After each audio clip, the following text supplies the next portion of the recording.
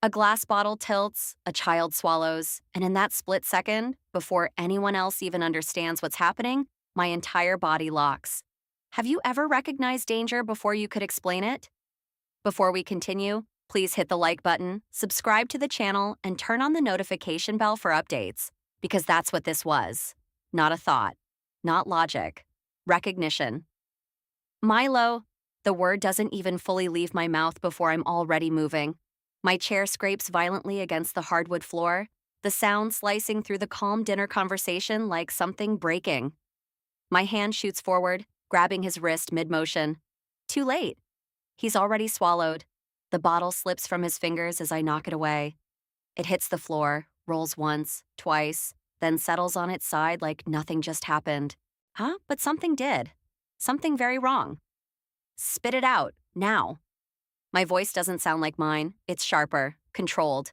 The kind of tone I only use in a lab when something has gone critically off protocol. Milo blinks at me, confused. Hurt. Mom? Spit it out. Lower now, firm, no room for hesitation. Now, Milo. A beat. Then he obeys. He spits onto his napkin, small hands trembling. Not because he understands what's happening, but because everyone else suddenly stopped talking. And silence like that? Kids feel it. The room has gone completely still. No forks, no laughter, no background noise, just eyes. All on me. You scared him, Margaret says from across the table, her voice tight with irritation. It's just a herbal tonic. Herbal. The word lands wrong. I don't answer her. I can't. And because I'm staring at the bottle now. Amber glass. Small. Unlabeled. No brand. No markings. No seal. Just a faint smear of residue around the rim, and something about the way the liquid clings to the inside surface makes my stomach tighten. I reach down slowly and pick it up. Even before I bring it closer, I already know. But I check anyway. A small inhale, and there it is. Not alcohol, not juice, not anything that belongs at a dinner table. Something sharper, chemical, out of place. My heart doesn't race, it drops, heavy, controlled, focused. Because panic doesn't help here. Precision does. I crouch beside Milo, my free hand gently tilting his chin upward. How much did you swallow? Just a little, he says quietly. Did it taste bitter? He nods. That's all I need. Behind me, Daniel shifts in his seat. Elena, what's going on? I don't answer him directly. Not yet. Instead, I stand slowly, still holding the bottle, and look across the table at Margaret. Where did this come from? She hesitates. And it's small. Most people wouldn't notice it, but I do. It's natural, she says quickly. From a friend. It's good for digestion. Natural. Another word that means nothing without context. Another deflection. I tilt the bottle slightly, watching how the liquid moves. Too thin for syrup. Too thick for water. Wrong. Everything about it is wrong. Why was Milo drinking it? I ask. Margaret frowns. He asked to try it. I didn't see the harm. Didn't see the harm. Of course she didn't, because she wasn't looking. But I was, and now I can't unsee it. I glance at Thomas. He avoids my eyes. Daniel looks between us. My tension building in his posture. Can someone just explain what's happening? He asks. I finally look at him. Really look. And for the first time, I let just a fraction of the truth slip through. I don't know what that is, I say. A beat, then quieter but heavier. And that's the problem. The room shifts, because uncertainty, coming from someone like me, isn't reassuring. It's the opposite. I look back down at the bottle, my grip tightening slightly. Then I say the one thing that changes everything. This needs to go to a lab. Margaret lets out a short, incredulous laugh. You're being dramatic. Maybe. Maybe I am. But then I lift the bottle slightly and ask one more question. And this time my voice is colder. Are you absolutely sure this is safe? She opens her mouth to answer. But something in her expression falters. Just for a second. And that second is enough, because now I'm not just worried about what's in the bottle. I'm worried about why she won't answer. And that's when I realize, this didn't start at dinner. I've seen this before.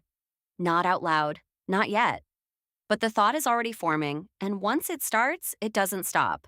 Have you ever had that moment where your instincts start connecting dots faster than the room can keep up? Because that's where I am now. And it's moving too fast. Come on, I say quietly, placing a hand on Milo's shoulder. We're going to the bathroom. He doesn't argue this time. The tension has settled into him now, even if he doesn't understand it. Daniel stands halfway, unsure. Elena, I need a minute. I cut in, already guiding Milo away. And the bathroom door shuts behind us with a soft click, but it might as well be a wall between two completely different worlds. Out there, denial, confusion, pride. In here, assessment, risk, reality. I kneel in front of Milo again, my movements calm, precise. Open your mouth. He does. I check his tongue. No immediate discoloration. Any burning? I ask. He shakes his head. Your throat? Feels weird. Weird. That word lands heavier than it should.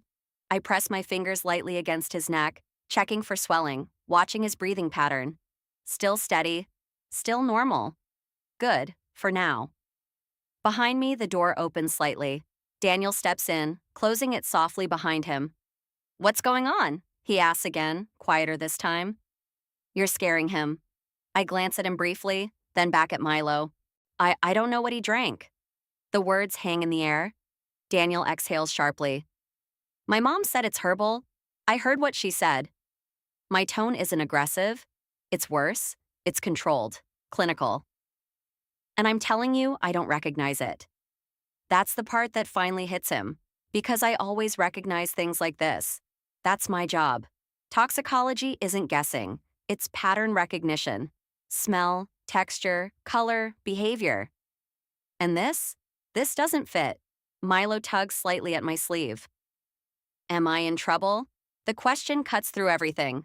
I soften immediately, placing a hand gently on his cheek. No, you didn't do anything wrong. His breathing steadies just a little, but mine doesn't, because now my mind is replaying the moment again. The bottle sitting on the table, within his reach, no one stopping him, no one else drinking it. I look back at Daniel.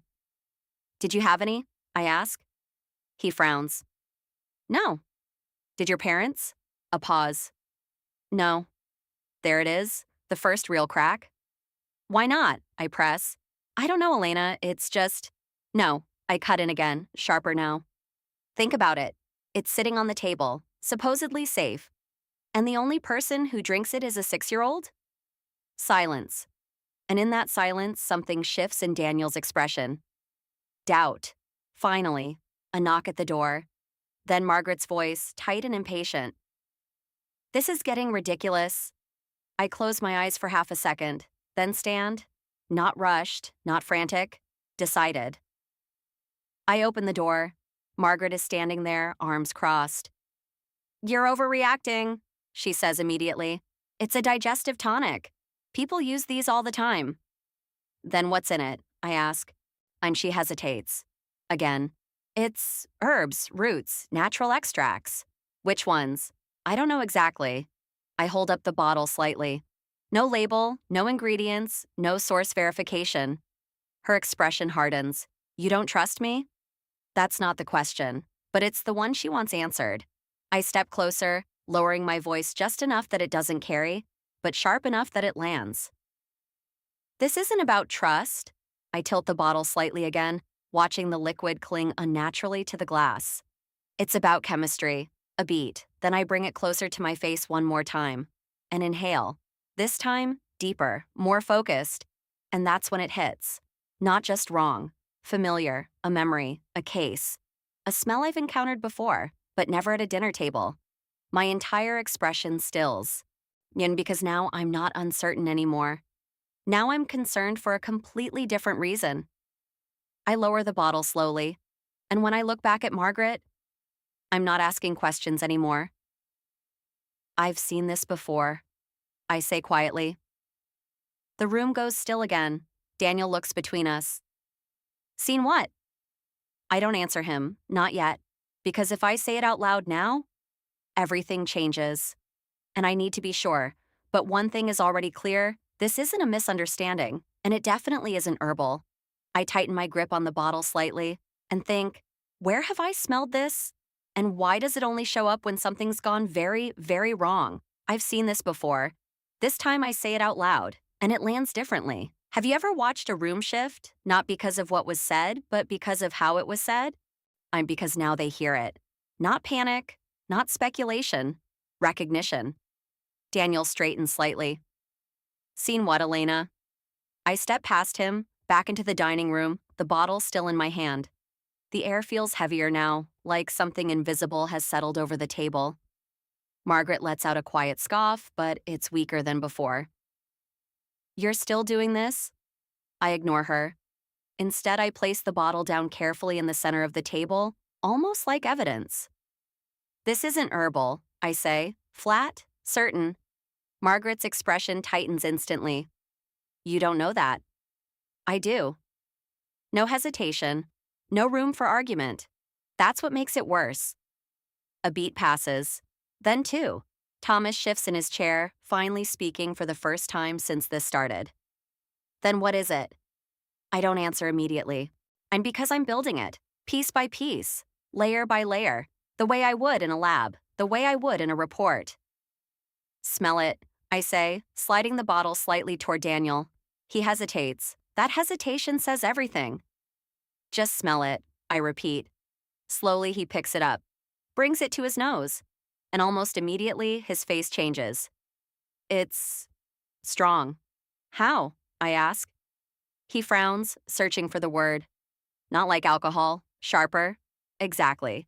I take the bottle back. Herbal extracts don't smell like that, I say. Not with that kind of edge. Margaret crosses her arms tighter. Maybe it's just concentrated. No, I reply calmly. It's not. And now I let the next piece slip. Because I've smelled this before, in contaminated samples. Silence. Complete. Daniel's voice drops. Contaminated with what? I meet his eyes. And this time, I don't soften it. Solvents. The word hangs there, ugly, out of place. Margaret shakes her head immediately. That's ridiculous. Is it? I ask. I tilt the bottle again, letting the liquid move slowly along the glass. Wrong viscosity, no labeling, stored in reused amber glass, and a smell profile that doesn't match anything ingestible. Each point lands like a step downward. Margaret opens her mouth, but nothing comes out this time, because she doesn't have an answer. Daniel runs a hand through his hair, pacing slightly now. Are you saying he's been poisoned? I exhale slowly. Measured. Careful. I'm saying we don't know that he hasn't. That's the line that breaks whatever calm was left. Okay, Daniel mutters, turning toward me. What do we do? I don't hesitate. I'm already pulling out my phone. We treat it like an exposure. Margaret throws her hands up. Oh my God, you're calling someone over this? I don't even look at her, because at this point, her reaction isn't the problem. Her uncertainty is. The call connects. Poison control, how can I help you? The voice is steady, neutral, familiar. I switch into the same tone instantly. I have a potential ingestion case, male, 6 years old, unknown liquid, possibly solvent contaminated. The room goes completely still again. Now it's real. Now it's documented. Now it's out of Margaret's control. They ask questions. Time of ingestion, estimated amount, symptoms. I answer all of them with precision. No guessing, no dramatics, just facts. Then I describe the bottle, the smell, the lack of labeling. There's a pause on the other end. Not long, but long enough. And when the operator speaks again, her tone has shifted, just slightly, more serious. Okay, I want you to bring the child in for evaluation. Daniel stops pacing. How serious is this? I hold up a hand slightly, keeping him quiet. Bring the bottle with you, the operator continues. Do not delay. That's it. No reassurance, no dismissal, just action. I end the call slowly, then look up. Daniel's face has gone pale. Margaret looks smaller now, less certain. What did they say? She asks, her voice no longer sharp, just thin. I grab my keys. We're leaving. I turn toward Daniel. Now, He nods immediately. No argument this time, no hesitation. As I move toward the door, I stop just long enough to pick up the bottle again, holding it carefully. I'm like it matters, because it does. And just before we step out, I say one more thing. Not loud, but clear. And don't let anyone else drink this. Because whatever this is, it wasn't just a mistake, it was something that never should have been there in the first place. And now we're already behind. Hospital lights don't feel like lights. They feel like exposure. Like everything is too visible, too sharp, too immediate. And the moment we walk through those doors, there's no more guessing. Only consequences. Possible ingestion. Unknown substance, I say at the front desk, already shifting into a faster, more clinical rhythm. 6-year-old male, 10 minutes post-exposure. The receptionist doesn't waste time. She flags it immediately. That's the thing about saying the right words. They open doors faster than panic ever could. Now, within minutes, Milo is taken back. No waiting room, no paperwork delay, straight through. Daniel stays close, his hand hovering near Milo's shoulder like he doesn't know whether to comfort him or not. Milo looks up at me as they guide him onto the bed. Am I okay? The question lands heavier now. Because this time, I don't have a simple answer. You're in the right place, I tell him instead. It's the truth, just not the whole truth. The nurses move quickly. Blood pressure cuff, pulse monitor, blood draw kit routine, efficient. But every step feels louder than it should. I stand just off to the side, watching everything, tracking everything, breathing steady, but only on the surface. Inside, my mind is running through worst-case scenarios like a checklist I can't shut off. Delayed toxicity, neurological effects, an organ stress that won't show for hours.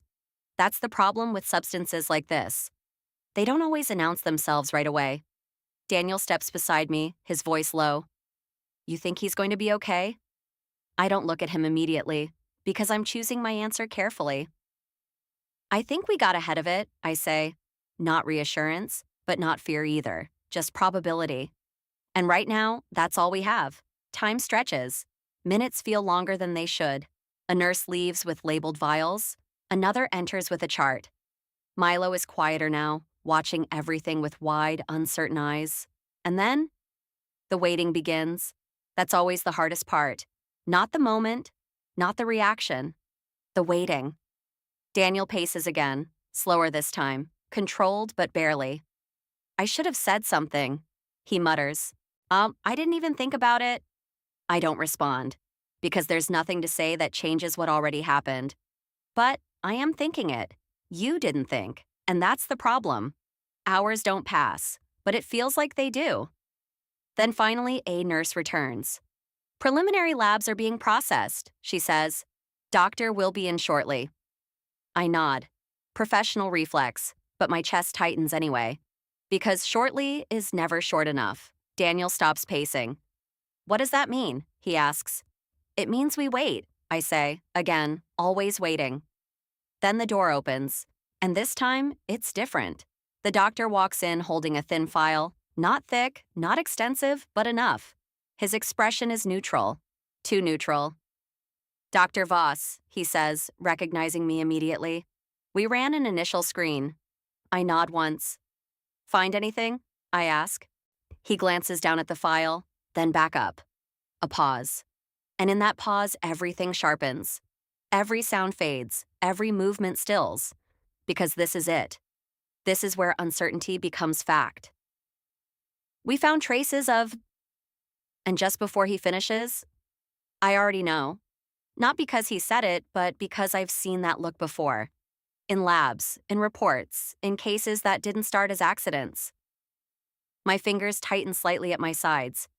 Because whatever he's about to confirm, it's going to explain everything and make it worse. We found traces of denatured alcohol and industrial solvent residue. The words land clean, clinical, final, and just like that, every question I had at that dinner table stops being a question. It becomes an answer. Daniel exhales like the air's been knocked out of him. Solvent? What does that even... How does that even happen? I don't respond immediately, because I'm already connecting it.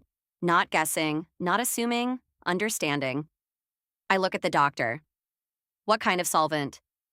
Likely petroleum-based, he says, flipping a page in the report. We're running a more detailed analysis, but initial markers suggest contamination from a previously stored chemical, something like a wood treatment or cleaning agent. Exactly. That smell, that sharp synthetic edge that didn't belong, it wasn't just wrong, it was misplaced. I nod slowly. And the amount? Small, he says.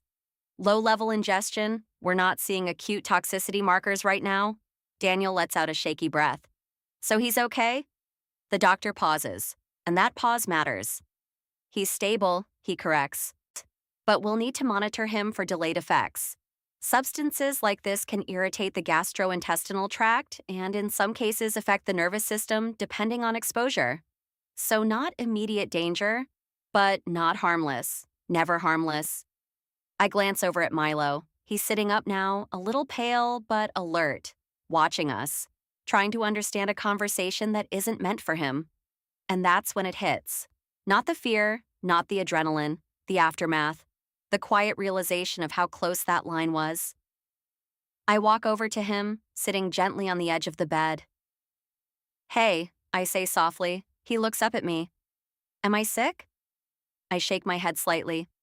No, but your body needs a little time to make sure everything's okay. He nods, accepting that in the simple way kids do. Then, after a pause, that drink tasted bad. A small, almost invisible exhale leaves me. Good, I say quietly. Because that bitterness, that's what stopped him from swallowing more. That's what bought us time. The truth unfolds. Later that night, after Milo is settled into observation, Daniel steps into the hallway with me.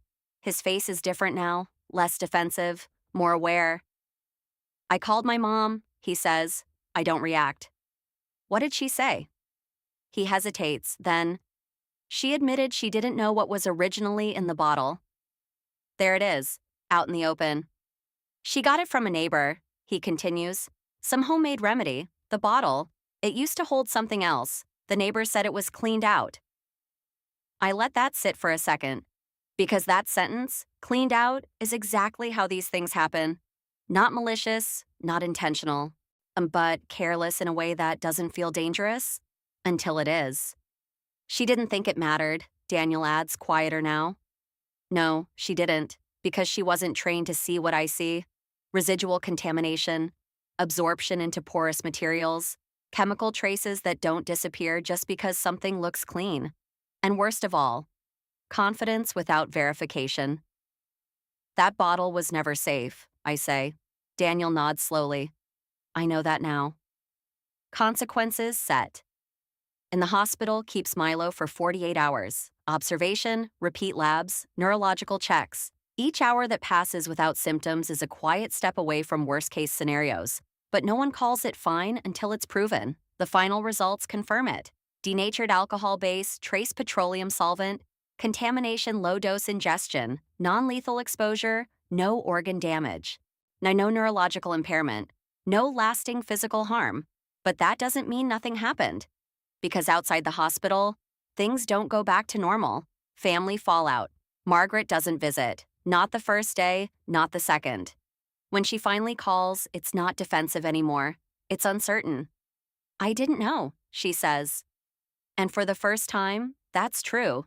But it doesn't undo anything. It doesn't matter. I reply evenly. You should have known enough to check. A long silence follows. Because that's the real fracture. Not anger, trust. And once that shifts, it doesn't reset easily. Daniel doesn't argue this time. He doesn't defend her. Instead, he adjusts. More attentive, more questioning, less willing to default to comfort over caution. Because now he's seen what that costs.